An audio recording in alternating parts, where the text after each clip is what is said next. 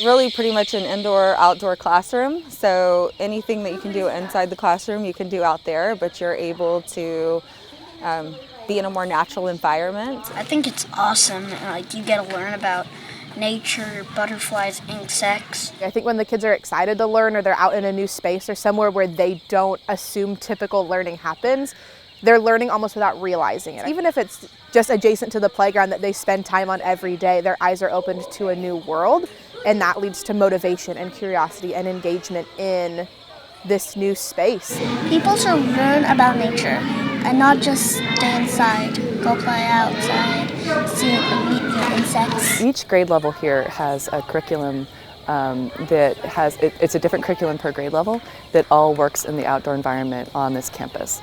And so they needed a place where they could come kind of as a lab or workshop space, and so this provides that space for them.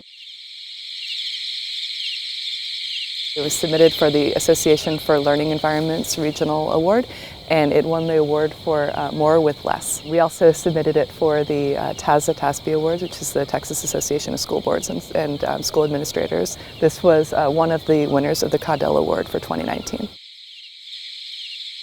I think every school should have something like this. It's a wonderful space, and students are more engaged and more excited when we get to go outside. And so normal lessons that we do in the classroom, just being able to bring them outside into a space like this helps them feel more engaged.